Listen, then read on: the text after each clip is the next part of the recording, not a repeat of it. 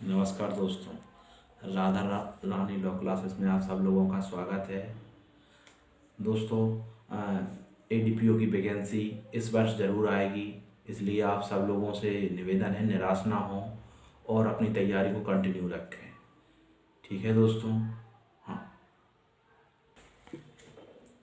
हाँ दोस्तों, अब मैं आज आपको स्त्री यशस्रूपण प्रतिषेध अधिनियम 1986 पढ़ाने जा रहा हूँ।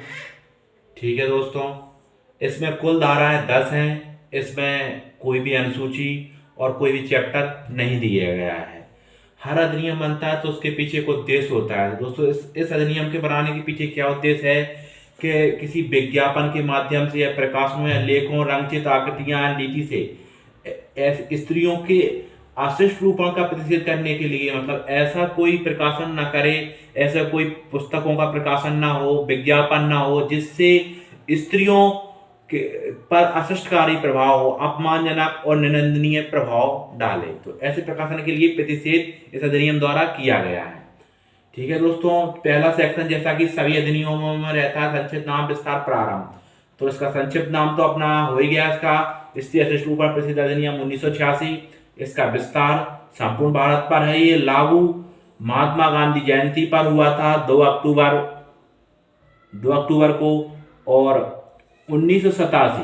ठीक है दोस्तों, अगर केंद्र सरकार राजपत्र में अधिसूचना प्रकाशित करती है उस तारीख, अगर उसमें वो दिया है ऑप्शन में तो आप ये माने, ये नहीं दिया है तो फिर आपका ऑप्शन ये सही होगा। अब आते हैं सेक्शन 2 लगभग अधिनियमों में परिभाषाएं 2 में दी रहती है। इसमें पहले बताया गया 2A में विज्ञापन क्या होता है, 2B में बताया गया वितरण के बारे में बताया गया, 2C में बताया गया है स्त्री का अशिष्ट रूपण के बारे में बताया गया है, 2D में लेवल के बारे में, 2E में पैकेज के बारे में, 2F में विहित बताया गया है।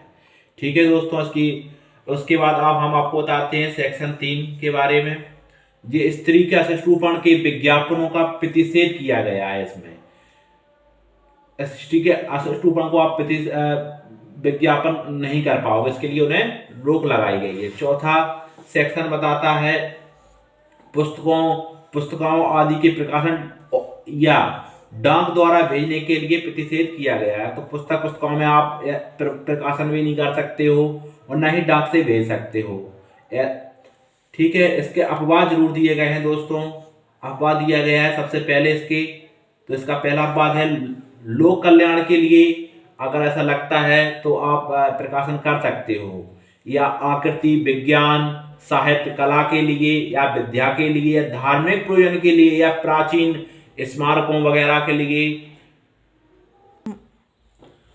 दोस्तों, प्राचीन स्मारक और पुरातत्व स्थल और अवशेष अधिनियम 1998 के तहत भी ये अपवाद के अंतर्गत आता है। चलचित्र अधिनियम, जो फिल्म वगैरह बनती हैं, सेंसर बोर्ड, उसके तहत भी 1952 के भाग 2 के तहत भी अपवाद के अंतर्गत आता है दोस्तों। ऐसा ही आईपीसी में मिलते जुलते उसमें अश्लील पुस्तक आदि विक्रय का मना किया गया है, 292 में दिया गया है, तथा उसमें ऐसे ही अपवाद उसमें भी दिए गए हैं दोस्तों। ठीक है, इसके बाद सेक्शन 5 आपको बताता हूं। इसमें प्रवेश करने और तलाशी लेने की शक्तियों के बारे में बताया गया है। तो इसमें राज्य सरकार द्वारा प्राधिकृत कोई राजपत्रित अधिकारी होता है, स्टेट ऑफिसर को राज्य सरकार प्राधिकृत करती है कि उस क्षेत्र की जिसमें वह नियुक्त किया गया है उसकी स्थानीय सीमाओं के भीतर जाकर तलाशी ले। परंतु अगर किसी का प्राइवेट निवास गृह है तो उसमें वारंट द्वारा ही तलाशी ले सकेगा। सार्वजनिक स्थान के लिए कोई जरूरी नहीं है तलाशी वारंट, लेकिन अगर किसी प्राइवेट निवास गृह में जाता है तो उसमें तलाशी की आवश्यकता, उसके लिए तलाशी के लिए वारंट की आवश्यकता होगी। ठीक है दोस्तों, तथा इसमें तलाशी के संबंध में सीआरपीसी की धारा 94 के प्रोसीजर 94 में जो दिया हुआ है वही लागू होगा।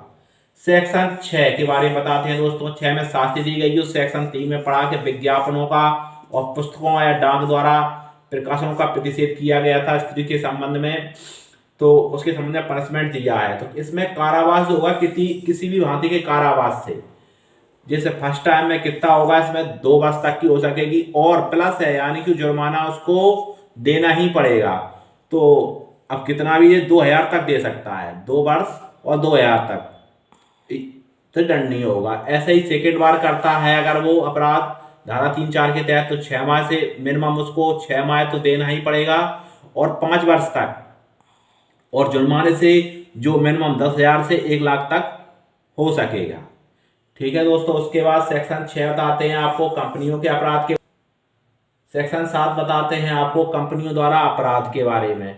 इसमें बताया गया है कि कंपनी का जो कंपनी के द्वारा उपेक्षा की जाती है तो उसके लिए उसका भारसाधक और जो उसके प्रति उत्तरदायी होता है वो जिम्मेदार होता है।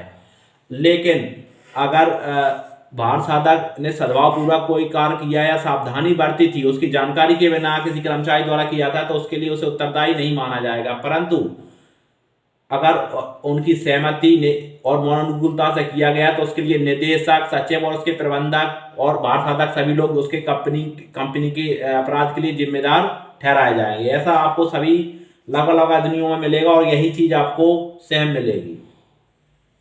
सेक्शन 8 इसमें बताता है अपराधों का संज्ञेय और जमानती होना।